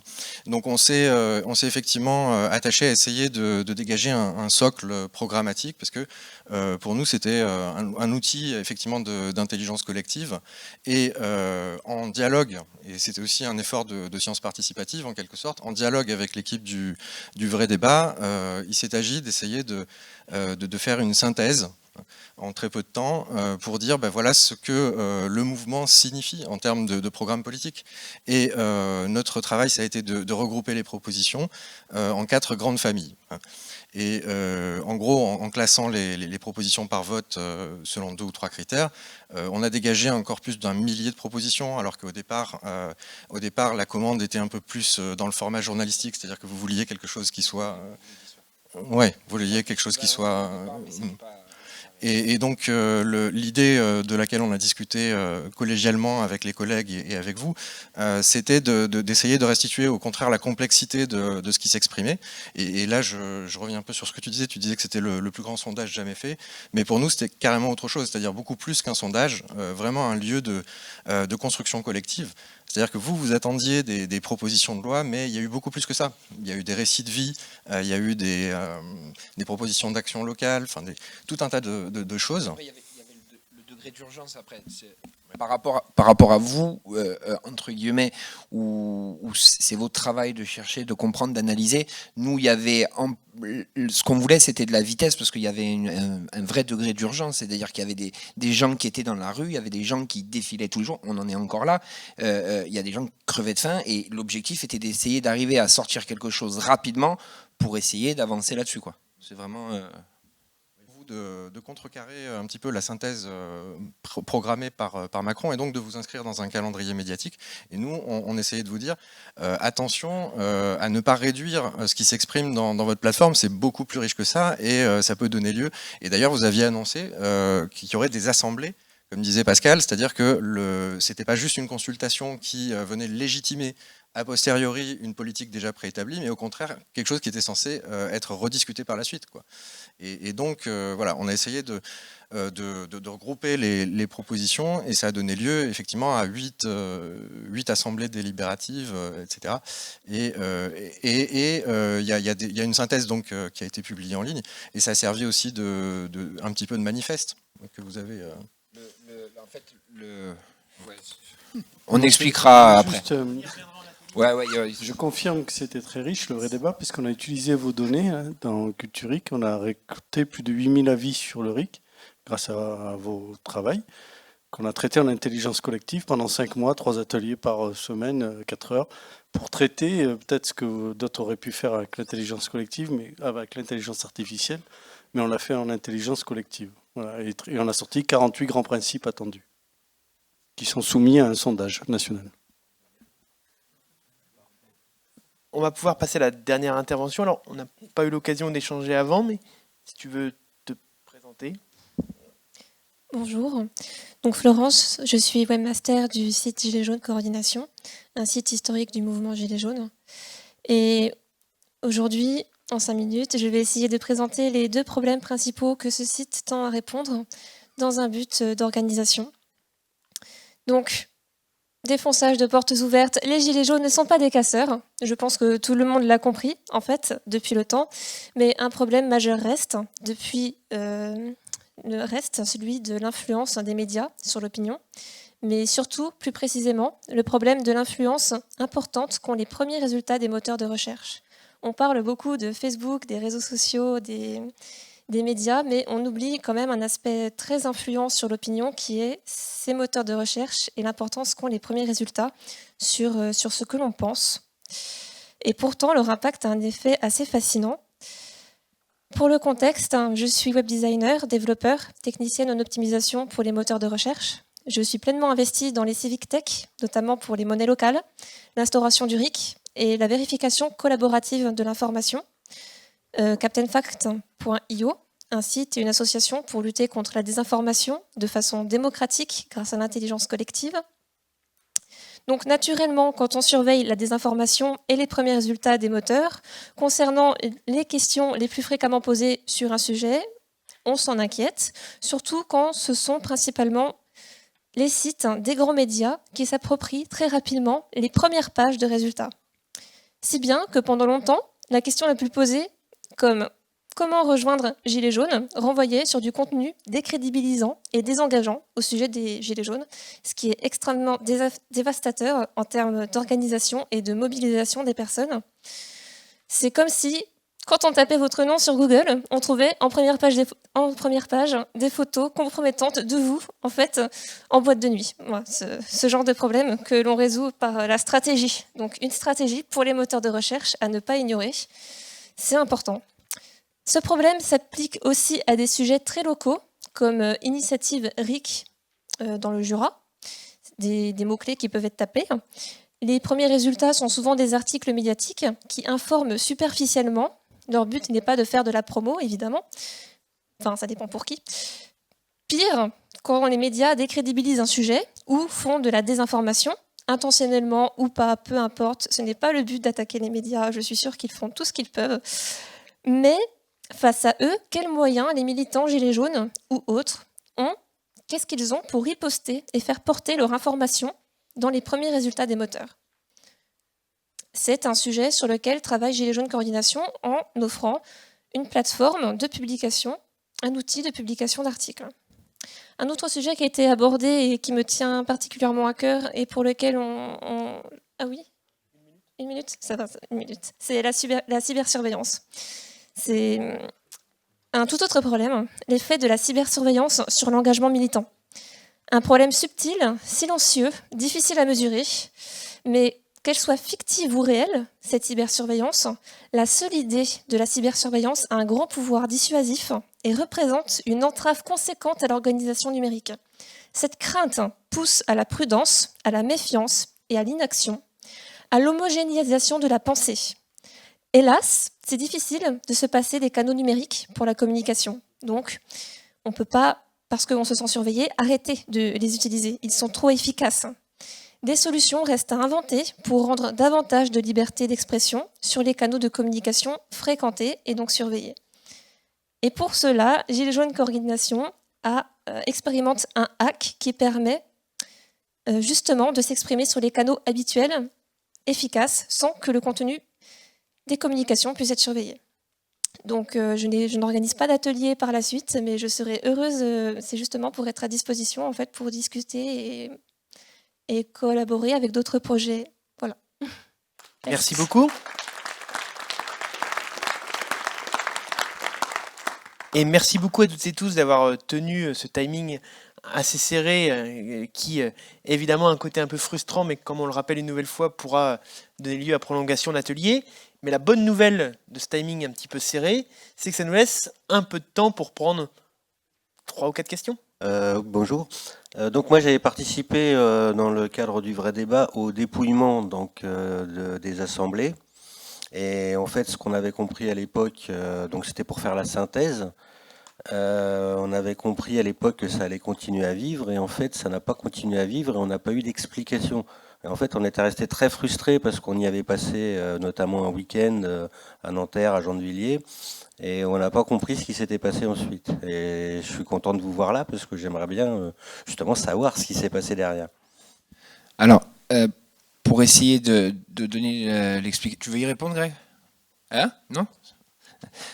En fait, c'est que l'idée qu'on avait du départ des assemblées a changé énormément. C'est-à-dire qu'au départ, on était parti sur 9 conventions, ensuite ça s'est transformé en 27 assemblées, puis après, finalement en 12, en 8, avec un nombre de personnes peu représentatif finalement sur toute la France, puisqu'on a eu, je crois, 250 participants sur les assemblées qui ont mobilisé beaucoup de temps, de l'organisation aussi, enfin du temps aussi humain. Et après, on partait aussi sur un schéma qui ne correspondait plus à ce que ce qu'on avait décidé au départ du vrai débat, de ce qu'on avait annoncé. Où au départ, c'était proposition de loi. Ça s'est avéré que c'était trop compliqué à mettre en place des propositions de loi, qu'on n'avait pas ni les outils, ni le financement, ni les moyens... on va dire financier, de toute façon, c'est surtout financier, pour pouvoir le mettre en place. Donc à un moment, il fallait qu'on termine et qu'on structure sur quelque chose parce qu'on avait promis un résultat sur ça. Donc c'est pour ça, en gros, qu'on a fait la dernière synthèse et qu'après, on a décidé de stopper et de ne pas repartir sur 27 assemblées qui étaient prévues sur le mois d'octobre. Merci. Bonjour à tous et merci. Ouais, une question, j'ai entendu tout à l'heure.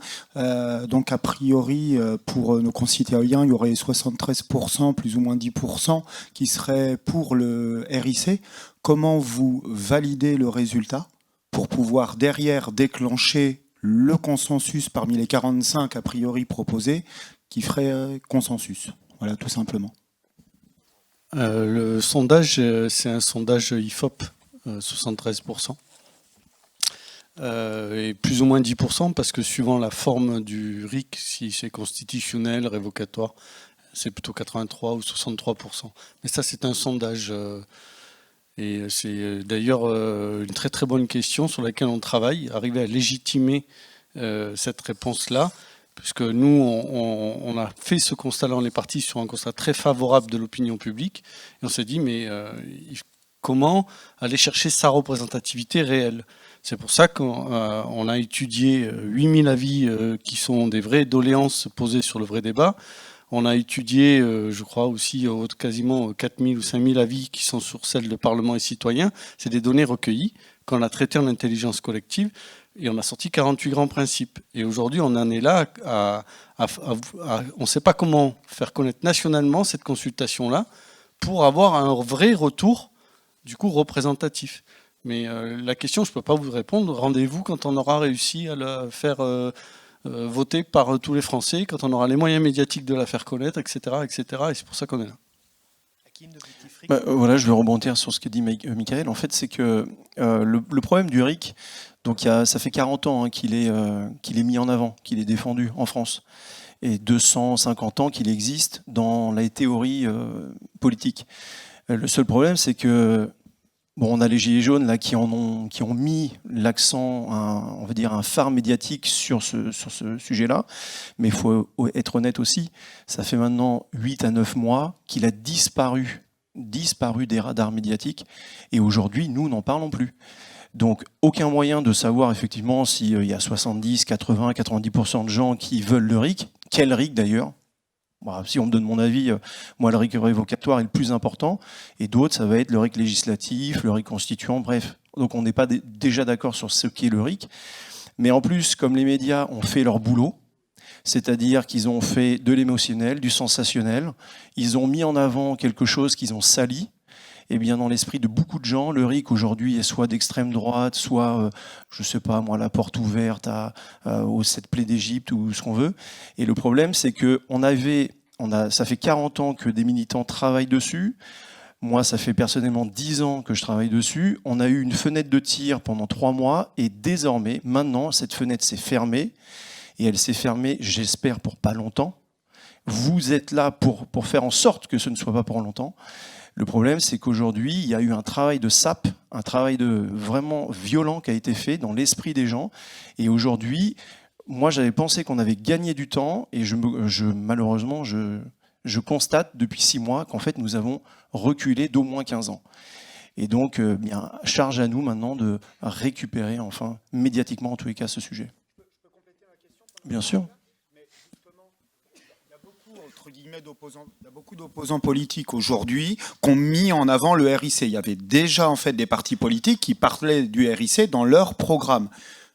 Moi, j'ai envie de dire, peu importe si c'est par récupération, et si c'était dans un projet, peu importe le parti politique, encore une fois, mais en 2022, l'idée principale, c'est pas qu'on l'ait, le RIC. Une fois qu'on l'aura, je veux dire, il sera toujours temps de corriger qui l'a mis. Alors, ça, c'est un sujet fondamental. Le qui l'a mis est très important. On ne peut pas juste d'un revers de main dire l'essentiel c'est de l'avoir. Je vous ai dit, il y a beaucoup de pays qui l'ont eu. Les derniers en date, ce sont les pays du bloc de l'Est, la Croatie, etc. Ils n'en font aucun usage. Parce que les gens qui leur ont gentiment donné le RIC ont tout fait pour le verrouiller. Et ça, c'est fondamental. Nous devons, nous, citoyens, aller le chercher, ce RIC. Si nous l'avons d'une classe politique qui n'a aucun intérêt à partager son pouvoir, aucun. J'espère qu'on est bien conscient ici qu'ils pourront vous donner de l'argent parce que l'argent des autres ne coûte pas cher. En revanche, le pouvoir qui est le leur, ils ne le partageront pas. Eh bien, l'expérience que l'on a dans ces pays-là, quand ils l'obtiennent, eh bien, malheureusement, il n'est pas efficace. Et depuis 1992, il est présent dans certains programmes politiques. Nous avons auditionné, nous sommes allés à l'Assemblée nationale, des personnes sont là, ont été données en main propre auprès des représentants de chaque groupe parlementaire. Groupe parlementaire. Et en fait, il se trouve tout simplement que seuls 3 partis politiques sont venus se faire auditionner. Ils ont joué le jeu. Pourquoi les autres ? Parce qu'ils sont toujours dans les sbroufs, dans la démagogie. Et quand ils se sont retrouvés face à des experts, des gens qui connaissent bien les rouages du RIC, ils étaient secs. Ils ne savaient pas quoi dire, ils ne savaient pas à quoi répondre. Et il y en a même un qui nous a dit très clairement dans les yeux, le jour où le RIC passera, nous ne voulons pas être jugés par l'histoire. Donc c'est très très important de comprendre que le RIC, nous devons en tous les cas aller le chercher. Je voudrais compléter. Il faut la stratégie de passer par l'action sur des partis politiques, elle a été faite aux Pays-Bas. C'est comme ça que le RIC a intégré, parce qu'il a été porté par des petits partis politiques. Ça a séduit, c'est passé. C'est donc une stratégie tout à fait probable. Seulement, comme l'a dit Hakim, il ne faudrait pas qu'on nous mette n'importe quoi. Et pour information, les acteurs RIC sont en train de coopérer, d'échanger pour tendre vers un label qui pourrait être porté par tous les acteurs RIC et qui, d'une certaine façon, si un parti politique voudrait le prendre pour passer, aurait la certification de l'ensemble. S'il voudrait changer une virgule, il la perdrait. C'est une idée qui est en cours. Voilà, pour répondre. Alors, ma question porte sur les moyens dont nous disposons pour effectivement faire ce genre de plateforme. Si j'ai bien compris l'histoire, le vrai débat et le grand débat ont la même plateforme de consultation qui est fournie par une société qui s'appelle Cap Collectif.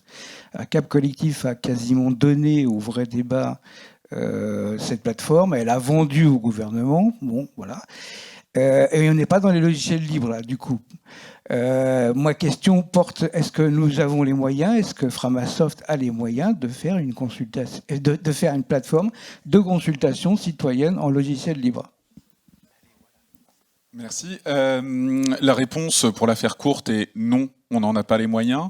C'est la réponse un tout petit peu plus longue, c'est en fait, nous, on ne souhaite pas que ce soit nous qui la développions. Nous, notre principal combat, il est de faire comprendre que tout le monde a les moyens. C'est-à-dire que si on se replace dans une position où on attend d'un acteur qu'il produise une plateforme, c'est qu'on se replace dans une position de soumission et de domination.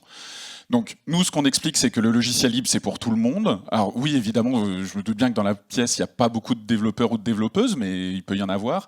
Et l'idée est de dire, mais en fait, ça coûte pas si cher que ça. Nous, on est en train de développer une alternative à YouTube, qui est quand même une plateforme qui rapporte 160 milliards de dollars par an à Google. Et il y a un développeur à 80% sur ce logiciel. Mais on ne va pas développer une alternative à YouTube, une alternative à Google Doc, une alternative à Google Form, enfin, je vous ai dit, on en a plusieurs dizaines, plus une alternative bientôt aux événements Facebook, et en plus une alternative pour la de consultation citoyenne et de débat citoyen. Donc il y a déjà suffisamment de gens qui font ça. J'entendais parler de Carte-au-débat. Il y a d'autres plateformes qui font ça, des Decidim et d'autres. Donc il y a des solutions. Et l'idée pour moi, elle est plutôt de vous dire, n'attendez pas que ce soit quelqu'un qui le fasse. Effectivement, moi aussi, je peux être extrêmement critique envers Cap Collectif, mais il y a des plateformes type Decidim. Alors, je ne connais pas vraiment Carte-au-débat, mais voilà, allez voir du côté de Decidim ce qui se passe, hein, qui est beaucoup utilisé, notamment en Espagne et en Catalogne. Et du coup, peut-être que c'est de ce côté-là qu'il faudra aller chercher.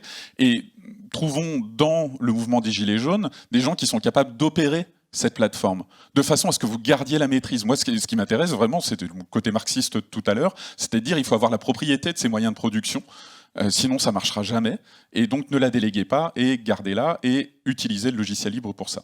C'est un commun, il est là pour ça. Louis, tu voulais apporter un complément, ensuite on aura 2 dernières questions, et on clôturera là. Je voulais juste dire que libre, ça ne veut pas forcément dire gratuit, qu'il y a du travail derrière, et quand on a fait l'observation tout à l'heure de l'angle territorial, notamment pour l'analyse des données et pour la capacité d'agir derrière, c'est en grande partie parce que quand on est sur une échelle plus réduite, on peut prendre le temps de lire et on peut avoir des personnes qui sont expertes de leur territoire pour interpréter. Si aujourd'hui 75% des contributions du grand débat sont dans un carton avec marqué « bon pour allumer le feu », c'est peut-être parce que c'est trop grand. Ou alors, il faudrait prendre beaucoup de temps et travailler, comme vous l'avez précisé. Mais c'est des choses qui sont en train d'être progressivement mises en place. Et aujourd'hui, on ne peut pas affirmer qu'on a la recette miracle. Et quoi qu'il en soit, de mon point de vue, elle nécessite du travail humain. Et c'est une grande farce que de penser que ce seront des intelligences artificielles qui pourront faire ce travail. Hein, apprenez à une intelligence artificielle l'ironie ou à changer une couche, elle n'est pas encore arrivée. Bonjour. Je pense que ça n'a échappé à personne qu'actuellement une caste s'est emparée du pouvoir. Donc je pense qu'on peut imaginer plein d'autres revendications du RIC et tout ce que vous voulez. Le pouvoir ne va jamais rendre, la caste au pouvoir ne va jamais rendre la démocratie en France. On n'est pas en démocratie, donc on le sait très bien. Donc il faut arriver à reprendre le pouvoir. Pour reprendre le pouvoir, donc c'est pour ça que je suis venu aujourd'hui. J'espère qu'un jour on arrivera justement à créer un outil sur lequel on puisse voter, faire un peu de la votation, justement, vous avez parlé comme ce qui se passe en Suisse, mais arriver à se passer justement des élections organisées en France, parce qu'on sait bien que les élections donnaient le pouvoir donc à une personne pendant 5 ans, donner un blanc-seing, et ensuite il en fait ce qu'il veut. C'est un piège à con, donc on sait très bien qu'il nous faut des votations et non pas des élections. Donc j'espérais qu'avec toute l'intelligence qu'il y a et toutes les possibilités qu'offre le numérique, qu'on arrive à se passer justement de ce genre d'élections et arriver à inciter les foulards rouges, entre guillemets, même s'ils n'existent plus, ils n'ont jamais d'ailleurs existé, mais inciter tout le monde à s'exprimer sur des éléments concrets et de voter. 45 000, c'est bien déjà ce que vous avez pu faire, mais ce n'est que 45 000 personnes. Prêcher pour des convaincus, malheureusement, tous dans la salle, nous sommes tous convaincus. Par contre, il faut arriver à inciter d'autres personnes à s'exprimer. Donc moi, il se trouve que j'ai été déclarant de manifestation parisienne. Il se trouve que le 27 janvier, après une manifestation, je suis allé le lendemain, donc le dimanche, il y avait le défilé des foulards rouges, et je me suis amusé avec mon gilet jaune à discuter avec des foulards rouges dans leur défilé de 10 000 personnes. Et donc, en discutant avec ces personnes-là, en leur disant on a eu un référendum en 2005, vous avez bien vu en 2008 avec le traité de Lisbonne, ça ne servait à rien, donc on n'est pas en démocratie. Je leur disais, vous avez les mêmes thèmes que nous. Nous, en tant que Gilets jaunes, on veut de la démocratie, on veut le respect, etc., etc. On voyait les mêmes slogans, et je leur disais, et les petites dames qui m'entouraient me disaient, en effet, il a raison, on n'est pas en démocratie. Il faut arriver à convaincre donc les non-convaincus, les personnes qui sont abreuvées par les médias, et comment le faire. Donc c'est pour ça que j'espérais qu'aujourd'hui on arrive à trouver, moi j'imagine par exemple un outil qui serait une espèce de plateforme, un portail, mais qui fédère déjà beaucoup d'informations et qu'on puisse, en plus du vrai débat, peut-être poser des points qui paraissent majeurs, c'est-à-dire que tout ce qui est sorti, tout ce qui a été sollicité dans le vrai débat ne sont pas applicables du fait que nous ne sommes pas en démocratie, que ce ne sera pas appliqué par des députés, mais en plus, donc, on a l'Union européenne qui nous empêchera d'en faire les 3/4 de ce qui était prévu ou ce que les gens réclament. Donc il faut poser les vraies questions et demander le sentiment d'un maximum de personnes pour qu'ils répondent sur ces questions-là. Je voulais juste revenir sur ce que tu as dit. Je me rappelle plus son prénom, la personne qui a parlé donc sur le fait que Cap Digital aurait donné la plateforme au groupe des Gilets jaunes et l'aurait vendue au gouvernement. En fait, c'est pas ça. C'est qu'ils ont donné du temps pour travailler, je pense, avec vous, hein, que je sache, et ils ont fait payer leur temps pour le gouvernement. Et après, si tu veux, et simplement, le problème, c'est que c'est une plateforme propriétaire. Si ça avait été une plateforme libre, ça vous aurait permis d'apprendre peut-être avec eux, ils l'auraient fait gratuitement, et puis maintenant de continuer à posséder cette chose sur laquelle vous auriez développé un capital de connaissances, avec peut-être des développeurs dans votre coin ou ailleurs, en prenant des bouts des modules, des différents modules libres. Mais en fait, ils n'ont pas donné leur plateforme, c'est un système propriétaire, ils ont donné, ce qui est déjà pas mal, ils ont donné du temps, par contre, ils ont fait payer au gouvernement qui pouvait payer. Pour être précis sur comment ça s'est passé, en fait, la plateforme de Cap Collectif qu'on a récupérée nous a été donnée gratuitement avant la création du grand débat. C'est-à-dire que le grand débat n'existait pas. Il n'était pas encore dans les tuyaux, il n'était pas d'actualité. Donc il nous l'avait déjà fourni gratuitement pour la mise en place d'une plateforme régionale. Et ensuite, quand le grand débat a décidé que le gouvernement a décidé de créer le grand débat, à ce moment-là, ils ont fait un tour certainement de gens qui avaient à disponibilité une plateforme de vote, et ils ont fait appel à Cap Collectif. Et à partir de là, on a compris qu'on avait le même fournisseur. Mais c'est pas, ils n'ont pas d'abord l'usage. Mais par contre, on a payé parce que ça nous a quand même, c'est-à-dire qu'à nous, ça nous a coûté les serveurs, puisque l'utilisation de la plateforme était gratuite, et après c'était tout ce qui était serveur qu'il a fallu payer, grosso modo, pour comme ça au moins on parlera de chiffres. La plateforme à nous a coûté 4 200 € grosso modo, sur un coût quand le grand débat a coûté 12 millions. À bon entendeur. Mais on peut répondre on n'est pas loin. Une dernière intervention de Fawzi, et après on clôturera cette table ronde en remerciant nos intervenants. Oui, donc la question rejoint un petit peu l'échange qui vient d'avoir. Concernant la communication du vrai débat, là où on rencontre un véritable problème pour essayer de la faire connaître plus largement à la population, on s'est employé, nous, à essayer de communiquer à travers les ministères, à remettre un fascicule à chaque ministère, donc à chacun des représentants ministres des ministères, où on a fait une tournée, il y en avait 17, hein, c'est ça, avec Priscilla, Jérôme et Manu qui a filmé cette scène, juste pour essayer de les sensibiliser sur le fait qu'il existe simplement le vrai débat, contrairement à la promotion qui a été faite et le coût qui a été pris, qui a été le coût du grand débat, justement parce que je me souviens, pour que le président de la République soit informé, et surtout ses ministres, même si on sait que, bon, peut-être qu'une fois qu'ils l'auront lu, ça ira à la poubelle, parce que on sait très bien qu'ils ont été nommés par ce gouvernement, mais à savoir que ce qui était important aussi, c'est d'essayer de trouver un argument pour qu'ils ne disent pas que ça n'existe pas. Et deuxième chose qui est important, c'est de trouver une solution justement plus large, ou par le numérique, parce qu'il y a levraidébat.fr où vous avez tout posté, les données, les réflexions, et bon, il est large, mais les gens ne sont pas au courant. Et quand on discute avec l'ensemble de la population, ne savent pas. Et je me disais, bien sûr, il y a cette histoire d'argent qui est relative aussi bien pour... on a pu l'évoquer ce matin par rapport à la communication, aux médias indépendants et tout ça. On peut le voir aussi concernant le RIC ou quoi, où c'est selon les personnes qui veulent se l'approprier et qu'obligatoirement il y a un coût. À la première volonté qui était d'en faire des projets de loi, et on sait très bien que c'est selon les gens qui se l'approprient qui en feront ce qu'ils veulent. Aujourd'hui, ce qui est plutôt intéressant, c'est ce que les gens puissent découvrir dedans, qui, je pense, est un vrai programme social de société et de vie, de l'aspiration d'un bel ensemble de la société. Peut-être pas tout le monde, parce que tout le monde n'y a pas participé, mais je pense qu'en termes de... Si on parle de démocratie, si on parle de pensée collective, si on parle de volonté aussi de société, je pense que c'est un vrai outil. Alors la vraie question, comment on pourrait mettre en place quelque chose qui permette de le communiquer plus largement et surtout de le faire intégrer dans la pensée collective. Voilà. Merci beaucoup sur la visibilité des alternatives. Alors là, je peux Pascal, répondre. tu as l'air d'avoir le micro à la main, donc je te laisse une dernière remarque et après. Ah oui. Alors là, ça va être très vite. Je te donnerai pas. Très vite, on a recueilli la quasi-totalité des articles de presse qui ont été écrits sur les Gilets jaunes depuis l'origine.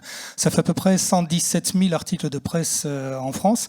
Et on a comparé le nombre de fois que la presse, de façon tout à fait généraliste, parlait du vrai débat et du grand débat. Le rapport est de 1 vrai débat pour 800 grands débats. Donc effectivement, le vrai débat était totalement invisible dans la presse. Et ce qui a donné d'ailleurs lieu à une séquence désolante sur BFM, où on allait voir un gilet jaune sur un rond-point en disant « Qu'est-ce que vous pensez du vrai débat ?» Et il rentrait dans une colère en disant « C'est une arnaque, etc. » Et donc l'article de BFM concluait « Vous voyez, le vrai débat, même les gilets jaunes n'y croient pas. » Alors qu'en fait, je suis sûr que ce gilet jaune, il avait simplement lui-même pas l'existence du vrai débat et il pensait qu'on le questionnait sur le grand débat.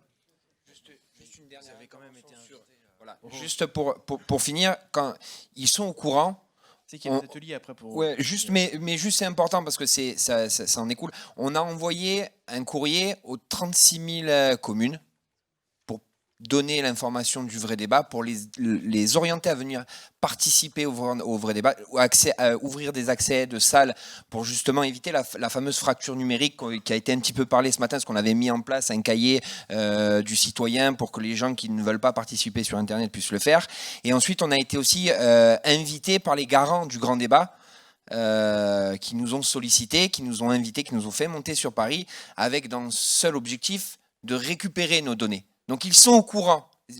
Les synthèses étaient déjà sorties quand on les a rencontrés. Donc ils sont au courant. Ils savent ce qu'il y a à l'intérieur. Mais ils font, comme on a dit, il faut les muer parce que ça ne les intéresse pas, parce que ça les met en difficulté. Parce qu'ils ne peuvent pas, ils ne peuvent pas détruire ce qui s'est fait puisqu'ils ont fait la même chose sur le même outil. Donc c'est là où ils sont en difficulté. Merci beaucoup. Je peux ? Peut-être que là, on va vraiment clôturer, parce que sinon, c'est pour laisser du temps aux ateliers. Donc, je vous inviterai à prolonger ces échanges tout à l'heure en atelier. Il me reste à remercier les intervenants. Et encore, merci beaucoup d'avoir respecté les contraintes de temps. Désolé des frustrations que ça peut créer, mais il y a évidemment les ateliers pour prolonger les échanges. Et ce qu'on s'aperçoit, c'est que quand on parle de délibération, quand on parle d'organisation, on a l'espoir que le numérique accélère les dynamiques, mais on se rend bien compte que, numérique ou pas, s'organiser et délibérer demande du temps. Voilà, merci beaucoup. Merci beaucoup Clément, merci aux intervenants. Donc évidemment, vous restez avec nous maintenant pour approfondir toutes ces réflexions et élaborer les propositions collectives aux problèmes et aux questions qui ont été soulevées durant ces 3 sessions.